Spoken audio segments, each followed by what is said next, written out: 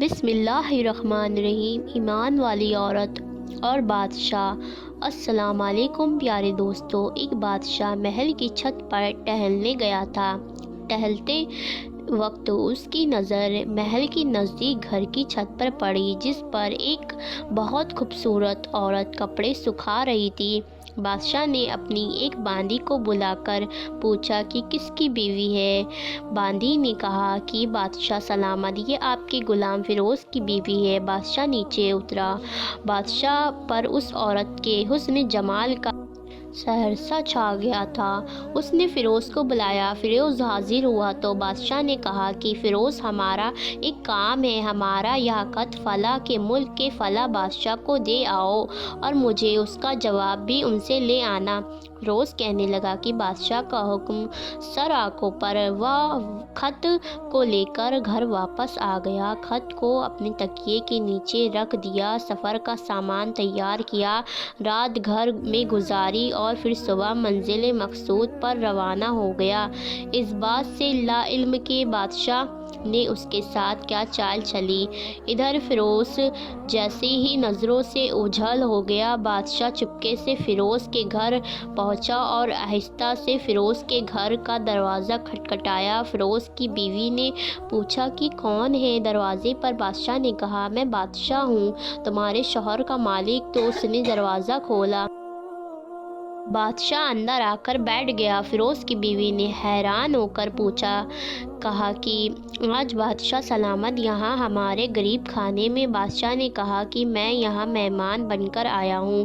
فیروز کی بیوی نے بادشاہ کا مطلب سمجھ کر کہا کہ میں اللہ کی پناہ چاہتی ہوں آپ کے اس طرح آنے سے، جس میں مجھے خیر نظر نہیں آ رہا۔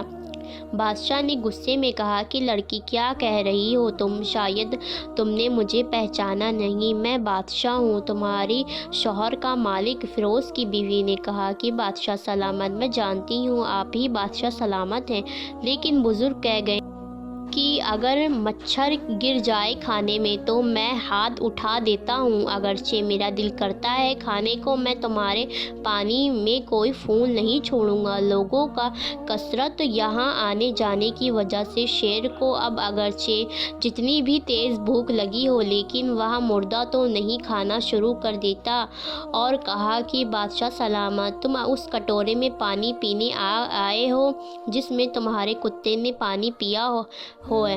بادشاہ اس عورت کی باتوں سے بڑا شرمسار ہوا اور اس کو چھوڑ کر واپس چلا گیا، لیکن اپنی چپل وہیں پر بھول گیا۔ یہ سب تو بادشاہ کی طرف سے ہوا۔ فیروز کو آدھے راستے میں یاد آیا کہ جو خط بادشاہ نے اسے دیا تھا وہ تو گھر پر ہی چھوڑ آیا۔ اس نے گھوڑے کو تیزی سے واپس موڑا اور اپنے گھر کی طرف لپکا۔ فیروز اپنے گھر پہنچا تو تکیے کے نیچے سے خط نکالتے وقت اس کی نظر پلنگ کے نیچے پڑی، بادشاہ کے نال یعنی چپل پر پڑی، جو وہاں جلدی میں بھول گیا تھا۔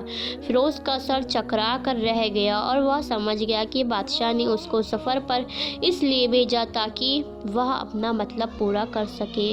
فیروز کسی کو کچھ بتائے بنا چپ چاپ گھر سے نکلا۔ خط لے کر وہ چل پڑا اور کام ختم کرنے کے بعد بادشاہ کے پاس واپس آیا تو بادشاہ نے انعام کے طور پر اسے 100 دینار دیے۔ فیروز دینار لے کر بازار گیا اور عورتوں کے استعمال کی قیمت کپڑے، کچھ تحفے بھی خرید لیے۔